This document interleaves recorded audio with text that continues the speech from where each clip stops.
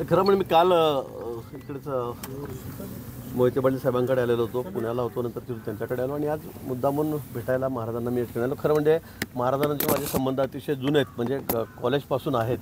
त्यामुळे नेहमी आमची भेट मुंबईमध्ये किंवा बाहेर कुठेही पुण्यात असतेच. पण आज निवडणुका लागलेल्या आहेत, लोकसभेच्या बिगुल वाजलेला आहे, आचारसंहिता लागलेली आहे. म्हणून महाराजांचा याचा आम्हाला पुरेपूर फायदा झाला पाहिजे, त्यांचा उपयोग करून घेतला पाहिजे. आणि म्हणून प्रचाराचं पुढचं काय आमचं महाराजांचं त्यात योगदान राहील, महाराजांचा उपयोग जास्तीत जास्त ठिकाणी कुठे करून घेतील. कारण आपल्याला कल्पना आहे महाराजांचा एक नावलौकिक आहे, त्यांच्या नावाचं एक वलय आहे आणि म्हणून त्याचा जास्तीत जास्त मतदानासाठी प्रचारासाठी कसा उपयोग करता येईल यावरही आम्ही त्या ठिकाणी चर्चा केली.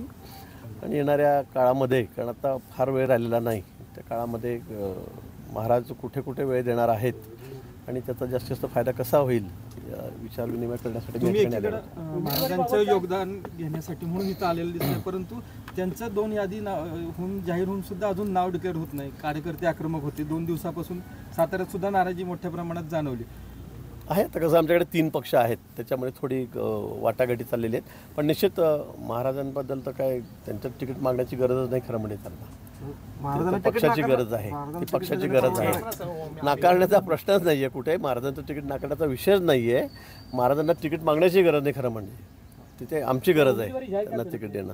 पण मला वाटतं की 3 पक्षामध्ये थोडी पश्चिम महाराष्ट्रात जास्त ताणाताणी सुरू झालेल्या आहेत आणि त्यामुळे वाटाघाटीमध्ये थोडंसं आता चर्चा सुरू आहे. पण निश्चित महाराजांचं तिकीट निश्चित आहे, त्याबद्दल काही कोणाला सांगण्याची गरज नाही. मला वाटतं ते पार्लमेंटरी बोर्डही आमच्याकडे दिल्लीहूनही सगळ्या गोष्टी होत असतात. वरती दिल्लीवर बोर्ड चालू आहे. एकनाथजी, दादा, अजितदादा आणि फडणवीस साहेब, बावनकुळे साहेब हे वरती बोलत आहेत. आपल्याला कल्पना आहे आमच्याकडची सिस्टीम पद्धत कशी आहे म्हणून. पार्लमेंटरी बोर्डच सगळं नक्की करत असतं. पण मला असं वाटतं की आता आचारसंहिता जाहीर झालेली आहे आणि लवकरच मला वाटतं की आता मला दिवस सांगता येणार नाही, कारण मी त्यामध्ये नाही आहे सिस्टीममध्ये त्या. पण मला वाटतं लवकरच हा निर्णय आणि यादी जी पुढची ती त्या ठिकाणी येईल. तुम्ही माड्याला गेला होता, माड्याबाबत काय चर्चा झाली? आणि मी ते कालच सांगितलं माड्या बाबतीमध्ये चर्चा काय झाली काय नाही. मी विजयसिंग दादांना त्या ठिकाणी काल जाऊन भेटलो. त्यांच्याकडे खूप कार्यकर्त्यांचा आग्रह होता, गर्दी होती. हल्लीचे जे खासदार आहेत निंबाळकर, त्यांच्यामध्ये जरा तणाव आहे, ही वस्तुस्थिती आहे. आणि म्हणून त्या तिकिटावरून त्यांचं थोडंसं म्हणणं वेगळं होतं आणि म्हणून त्यांचं जाणून घेण्यासाठी किंवा त्यांच्याशी बोलण्यासाठी मुद्दामून देवेंद्रजींनी मला या ठिकाणी पाठवलेलं होतं. काल त्या बाबतीमध्ये सविस्तर चर्चा त्या ठिकाणी झालेली आहे. पुन्हा देवेंद्रजी त्यांच्याशी त्या बाबतीमध्ये बोलतील आणि मला वाटतं की सगळे प्रश्न सुटतील. महाजन साहेब, उदयनराजे भोसले हे राज्यातलं एक मोठं व्यक्तिमत्व आहे आणि महत्त्वाचे नेते आहेत.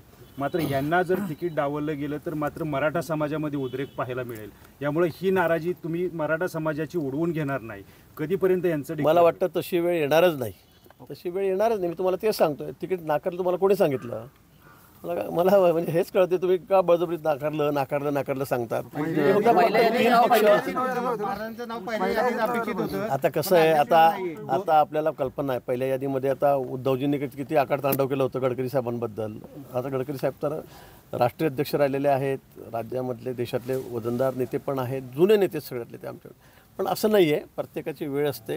पार्लमेंटरी बोर्ड आहे आमच्याकडे. त्याच्यामुळे मला असं वाटतं की सगळं चर्चा होऊन आपल्यातल्या एकटी भाजपची ती जबाबदारी असती, मध्य प्रदेश राजस्थानसारखी तर मग गुजरातसारखी तर मग विषयच नव्हता.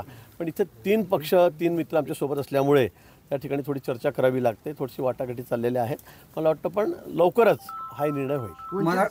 वंचित फॅक्टर किती झाले? वंचित आघाडी अजूनही महाविकास आघाडीमध्ये सामील होत नाही. वंचित आघाडी हा त्यांचा प्रश्न आहे. वंचित आघाडी सामील होत नाही.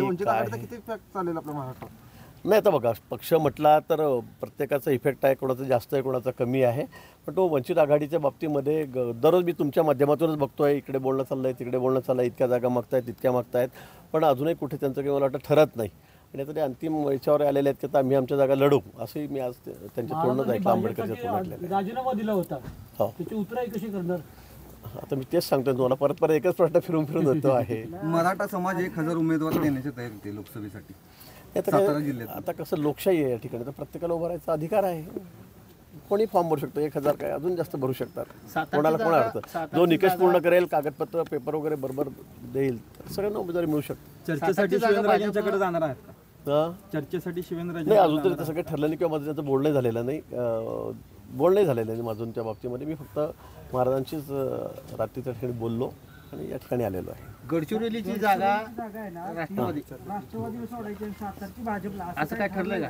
मी असं कुठे एकदम या टोकावरून त्या टोकावर तुम्ही येऊ नका.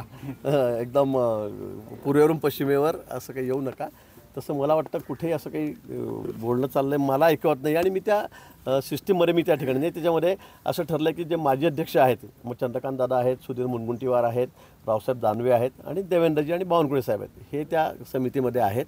आणि पार्लमेंटरी बोर्डवरती आहे, त्याच्यामध्ये देवेंद्रजी आणि बावनकुळे साहेब आमचे आहेत. त्या ठिकाणी साहेब, तुम्ही राज्यातल्या प्रत्येक प्रश्नामध्ये महत्त्वाची भूमिका बजावता. मराठा आंदोलन असो किंवा आता माडाचा जो तिढा सुरू आहे त्याच्या अनुषंगाने, एकूण हा तिढा साताराचा जो आहे जागेचा, तो सोडवण्यासाठी तुम्ही आता काय भूमिका पुढे मांडणार आहात, काय सांगा? नाही, तिढा हा नाहीच आहे मला असं वाटतं. आपणच त्याला तिढा करतायत. मी वेगळ्या कामासाठी या ठिकाणी आलो, तुम्ही जागा वाटपाचं म्हणताय. मला असं वाटतं की नाही, निश्चित भेटल्यामुळे, चर्चेमुळे किंवा कुठे तर काल माडाचा असेल तर प्रश्न सुटत असतात.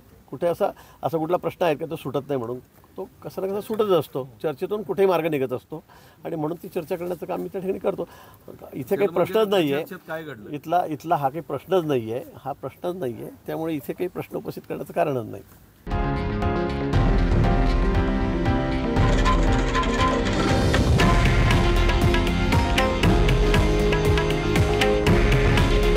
हे आहे देशातील नंबर 1 न्यूज नेटवर्क आणि आपण पाहत आहात TV9 मराठी.